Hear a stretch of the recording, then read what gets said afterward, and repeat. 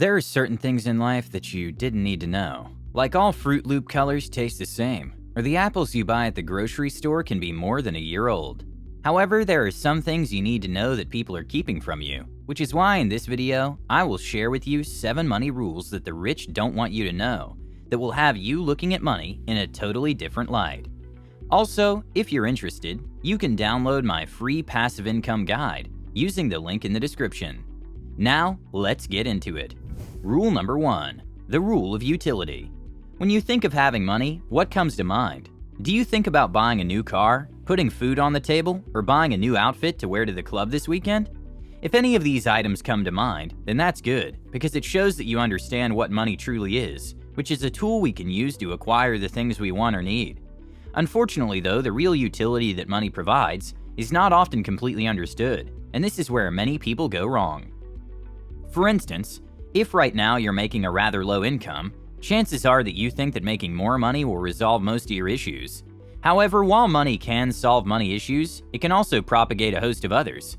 For instance, now you're making double what you used to, yet you're working twice as much, which your partner isn't in love with, and as such you're now facing relationship issues. Plus, because of your busy schedule, you haven't gone to the gym in a month, and your normal fitting pants are starting to get a little tight. Now, this isn't to say that you shouldn't strive to make more money. As long as you're resolving more issues than you're creating, you should be slowly improving your overall quality of life. However, it's important to keep in mind that there isn't a single person on earth who doesn't have any problems whatsoever. For example, if you're a millionaire, you may not have to worry about bills, but you could have family members asking you for money all the time.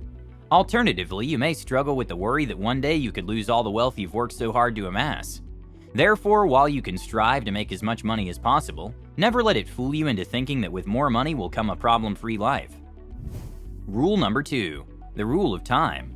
Ask any rich person and they'll tell you that time is by far and away the most valuable resource we have. Sadly, most people fail to appreciate how time factors into building wealth, and it's for this reason that most people will live their entire lives in a state of financial mediocrity. However, those who do master time tend to master money, and they do this by understanding the 2 core ideas I want to share with you now. First, it's nearly impossible to trade time for money. That is when it's just your time that you're trading. You and I only have so many hours in the day, and unless you're making an ungodly amount of money per hour, generating a 6-figure income on your own can be tough. That is assuming you're striving to make good money and get rich before you're in adult diapers. The other problem with time is that as we age, we tend to have less of it to commit to making money. For instance, when I was young and single, I could work 14 hours a day no problem. However, when you start having homeowner and relationship responsibilities, or add kids into the mix, time isn't a resource you can maximize in order to get rich. This is why the richest people among us look beyond their own 24 hours when trying to build wealth. If you look at the richest people on the Forbes list, they're all business owners who have leveraged other people's time, capital, and expertise. This isn't a coincidence. Now, does this mean you've got the concept of time all wrong? Not at all. This is all to say that becoming rich requires you to appreciate how your time factors into your wealth-building journey. For instance, it takes time to build career experience that will allow you to climb the corporate ladder. It takes time to learn how to start up your first business and scale it to the revenue figures you want. And it definitely takes time to leverage the power of the stock market and compound interest to become rich. Just ask Warren Buffett. Once you wrap your head around how to capitalize on time, both your own and others, building wealth becomes 10 times easier. One more thing, if you're enjoying the video so far, do me a huge favor and give this video a thumbs up. Thank you. Rule number 3, the rule of protection. Have you ever asked yourself why you work? Chances are it's not because you love listening to your coworkers telling you about their family drama, or like working late in order to meet an unrealistic deadline. For most people, the answer is simple. You work to pay your bills and eventually retire. Sadly, while most people have the skill of accumulation, in that they work for years to generate the income they need to meet these goals, they lack the skill of protection and extend their path to financial freedom more than they have to. So what does the skill of protection entail? It's fending off foes that want to take your money, and we face them every single day.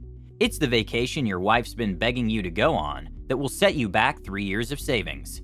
It's the oversized home that your parents expect you to buy to uphold the family name. It's the $60,000 car that you hope will add some excitement back into your life. Each one of these are financial foes, separating you from your main goal of financial freedom. You see, anyone can go out and make money. What separates those who get and stay rich and those who struggle financially is how they manage the resources they have. This is important to internalize because just like you can't out-exercise a bad diet, you can't out-earn a spending problem. So the more protective you are of your money, the better. Rule number 4, the rule of minimal savings. For the entirety of your life, you've been told to save your money. Your parents told you to save for a rainy day. The news tells you to stash your cash. And of course, banks are more than happy to take your money. However, should you actually be saving your money? Not always. You see, saving money isn't the path to wealth and prosperity that people make it out to be. In fact, when you save your money, the only person you're making rich is the bank. You may not know this, but banks generate a large amount of their income using your money. They take your deposits and lend it out to others at lucrative interest rates, while paying you a pittance in the process. Now, does this mean you should avoid saving money altogether?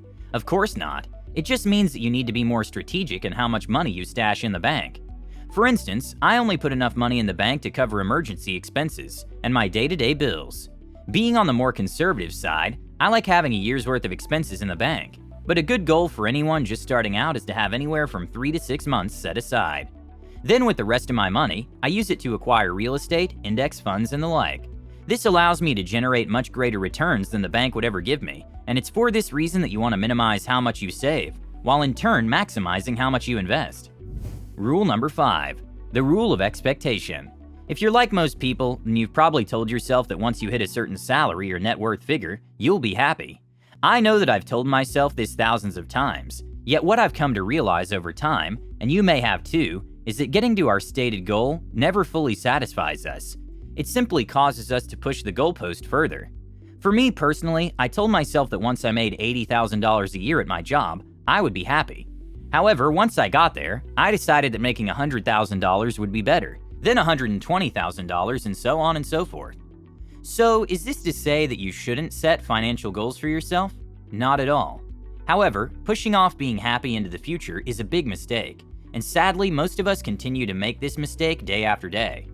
Now, why is this important to realize? Because even though hearing me say this is probably resonating with you, most of us don't really internalize this thought, and instead, we keep pushing the goalposts further. And what I've come to learn over time is that when our current state and expected state don't align, this is when frustration and discontent arise. For instance, let's say that last year you got a brand new job making $75,000 a year. This is the income you knew you deserved, so once those paychecks came rolling in, you were more than content.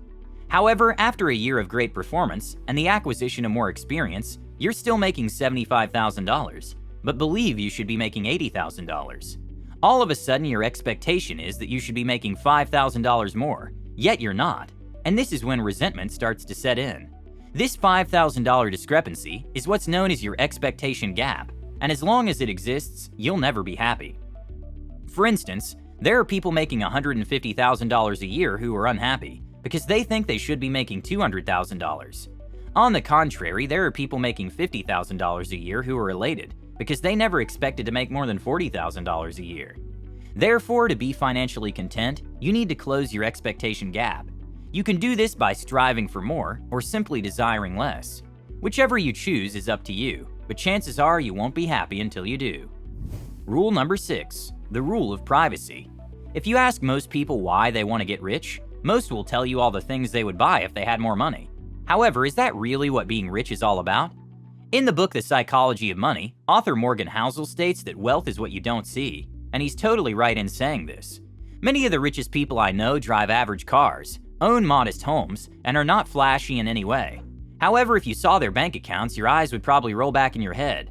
However, if we dive a bit deeper into what this saying really means, it actually leaves us clues as to how we should go about building wealth. Again, as the saying goes, wealth is what you don't see, meaning that part of becoming wealthy is not showing off, which is a friendly reminder that all the material goods we buy are directly opposed to our goal of becoming financially abundant. Now, logically, we can all get behind the idea that the more you buy, the less money you have, but putting financial conservatism into practice is easier said than done.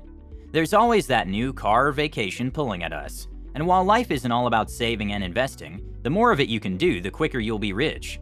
Therefore, if you're presently working to get rich for all the things you can buy, you may want to change course. Don't attach your financial success to material goods, but the feeling of power and freedom it can provide. I say this because the more you need, the harder it is to grow richer, but the less you need, well, the opposite is true. Rule number 7, the rule of obligation. Do you know the best part about being a kid? No, it's not going out for recess or having your mom pick out your clothes. The best part about being a kid is having no responsibilities and not a care in the world. Sadly, we can't remain in this state of complete bliss forever and have to eventually take on some responsibilities. For instance, we take on responsibilities at our jobs, within our families, and more specifically in the assets and liabilities we acquire. Now, when it comes to the things we buy, they do provide us more utility. For instance, buying a house gives us a place to raise our family and hopefully an asset that will appreciate over time. However, it takes as much as it gives. For example, it prompts monthly mortgage payments, concerns over home repairs, and keeps us rooted in one city or town. The crazy part is that this is an example of productive debt. When we look at other forms of debt like credit card debt, the upside is basically zero. At best, you gain a bit of convenience, but become plagued by ongoing interest charges and repayments, with each stealing a bit more of your financial flexibility. Well, the rich understand that being wealthy isn't about how many things you own, but how little things own you. Put another way, your level of wealth is tied to how free you are. And while it's great to have a fancy car or a big home, when these items start restricting your day-to-day lifestyle, or have you living a certain way, all of a sudden they cut down your level of wealth, regardless of how easily you can afford them. Therefore, to feel richer regardless of how much you have, your goal should be to rid yourself of financial attachments. Clear off your student and credit card debts. Aim to be mortgage-free, and when you achieve these goals, you'll feel much richer than you presently are. Well guys, thank you so much for watching. Let me know your thoughts down below, and as always, give this video a like and subscribe if you haven't. With that being said, have a great day or night, and I'll see you in the next one.